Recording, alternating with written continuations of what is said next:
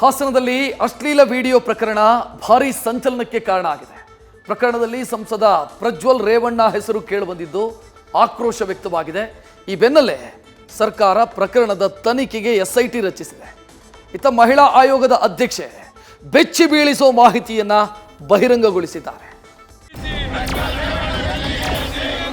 ಅದು ಇಲ್ಲೀಗಲ್, ಅದು ದೊಡ್ಡ ಅಪರಾಧ.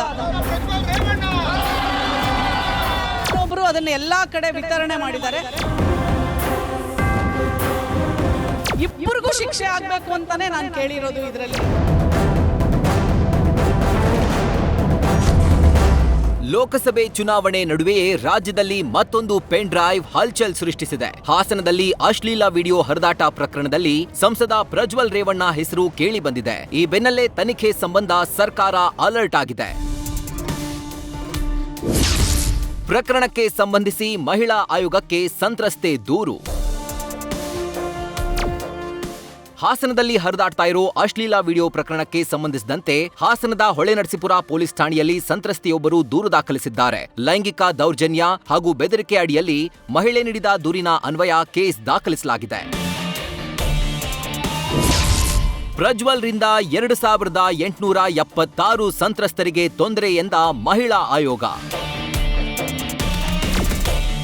ಇನ್ನು ಸಂಸದ ಪ್ರಜ್ವಲ್ ರಿಂದ 2876 ಸಂತ್ರಸ್ತರಿಗೆ ತೊಂದರೆಯಾದ ಮಾಹಿತಿ ಇದೆ ಅಂತ ನ್ಯೂಸ್ ಫಸ್ಟ್ಗೆ ರಾಜ್ಯ ಮಹಿಳಾ ಆಯೋಗದ ಅಧ್ಯಕ್ಷೆ ಡಾಕ್ಟರ್ ನಾಗಲಕ್ಷ್ಮಿ ಚೌಧರಿ ಎಕ್ಸ್ಕ್ಲೂಸಿವ್ ಮಾಹಿತಿ ನೀಡಿದ್ದಾರೆ. ಚಿತ್ರೀಕರಣ ಮಾಡಿಕೊಂಡಿರೋದು ದೊಡ್ಡ ಅಪರಾಧ. ವಿಡಿಯೋ ಮಾಡಿದವರು ಹಾಗೂ ವಿಡಿಯೋ ಹರಿಬಿಟ್ಟವರಿಗೆ ಶಿಕ್ಷೆ ಆಗ್ಬೇಕು ಅಂತ ಆಗ್ರಹಿಸಿದ್ದಾರೆ. ಈಗಾಗಲೇ ಸಂತ್ರಸ್ತೆಯ ಹೇಳಿಕೆಯನ್ನ ರೆಕಾರ್ಡ್ ಮಾಡಿಕೊಂಡಿದ್ದಾರೆ. FIR ದಾಖಲಾಗಿದ್ದು ತನಿಖೆ ಮುಂದುವರಿಯುತ್ತೆ ಅಂತ ಹೇಳಿದ್ದಾರೆ.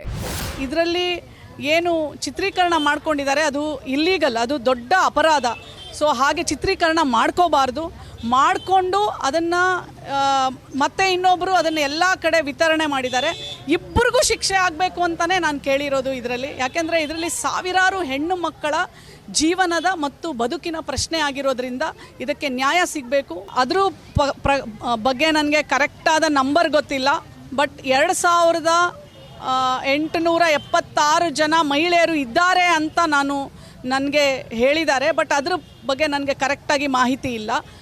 ಮತ್ತು ಮಹಿಳಾ ಆಯೋಗಕ್ಕೆ ಆಲ್ರೆಡಿ ಸಂತ್ರಸ್ತರು ಒಬ್ಬರು ಕಂಪ್ಲೇಂಟ್ ಮಾಡಿದ್ದಾರೆ. ನಿನ್ನೆ ರಾತ್ರಿ ಅವರು ಯಾವಾಗ ನನಗೆ ಕಳಿಸ್ಕೊಟ್ರು, ನಾನು ಇಮಿಡಿಯೇಟ್ಲಿ ಹಾಸನ SP ಅವ್ರಿಗೆ ಫೋನ್ ಮಾಡಿ ಆ ಹೆಣ್ಣು ಮಗಳಿಗೆ ಪ್ರೊಟೆಕ್ಷನ್ನು ಮತ್ತು ಮುಂದೆ ಏನಾಗಬೇಕು ಅದನ್ನೆಲ್ಲ ಇಮಿಡಿಯೇಟ್ಲಿ ಕ್ಯಾರಿ ಮಾಡಿ ಅಂತ ನಾನು ಹೇಳಿದೆ. ಅವರ ಅಧಿಕಾರ ಮತ್ತು ಸ್ಥಾನವನ್ನು ದುರುಪಯೋಗಿಸ್ಕೊಂಡು ಅವರನ್ನು ಚಿತ್ರೀಕರಣ ಮಾಡಿದ್ದಾರೆ, ಅವರನ್ನು ನಂಬಿಸಿದ್ದಾರೆ, ಹೆದರಿಸಿದ್ದಾರೆ.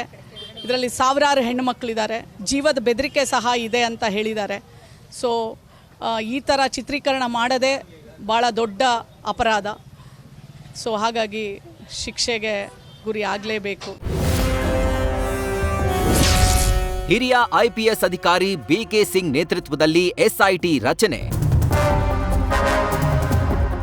ಇನ್ನು ಹಾಸನದಲ್ಲಿನ ಅಶ್ಲೀಲ ವಿಡಿಯೋ ಪ್ರಕರಣದ ತನಿಖೆ ಚುರುಕುಗೊಂಡಿದೆ. ಪ್ರಕರಣ ಸಂಬಂಧ ತನಿಖೆಗೆ SIT ತಂಡ ರಚಿಸಿ ರಾಜ್ಯ ಸರ್ಕಾರ ಅಧಿಕೃತ ಆದೇಶ ಹೊರಡಿಸಿದೆ. ಕ್ರಿಮಿನಲ್ ಇನ್ವೆಸ್ಟಿಗೇಷನ್ ಡಿಪಾರ್ಟ್ಮೆಂಟ್ನ ADGP ವಿಜಯ್ ಕುಮಾರ್ ಸಿಂಗ್ ನೇತೃತ್ವದಲ್ಲಿ SIT ತಂಡ ರಚನೆ ಮಾಡಲಾಗಿದೆ. ಈ ಹಿಂದೆ ಗೌರಿ ಲಂಕೇಶ್ ಕೇಸ್ನಲ್ಲಿ ದೊಡ್ಡ ಪಾತ್ರ ವಹಿಸಿದ್ದ BK ಸಿಂಗ್ ಜೊತೆ 3 SP, 4 DYSP ಕೂಡ SIT ತಂಡದಲ್ಲಿದ್ದಾರೆ. ಒಟ್ಟಾರೆ ಭಾರೀ ಸಂಚಲನ ಮೂಡಿಸಿರುವ ಕೇಸ್ ತನಿಖೆಗೆ SIT ರಚನೆ ಮಾಡಲಾಗಿದೆ. ಅಧಿಕಾರಿಗಳು ರೆಕಾರ್ಡ್ ಮಾಡಿರುವ ಮೊಬೈಲ್ ವಶಕ್ಕೆ ಪಡೆಯಲಿದ್ದಾರೆ. ಮೊಬೈಲ್ ವಿಡಿಯೋಗಳನ್ನ FSLಗೆ ರವಾನಿಸಲಿದ್ದಾರೆ. ಅಲ್ಲಿ ವಿಡಿಯೋ ಅಸಲಿಯತ್ತಿನ ಬಗ್ಗೆ ಅಧಿಕಾರಿಗಳು ಪರೀಕ್ಷೆ ನಡೆಸಲಿದ್ದಾರೆ. Sandesh, news first, Bengaluru. News first ನಿರ್ಭೀತಿಯಿಂದ ನಿಮ್ಮ ಪರವಾಗಿ.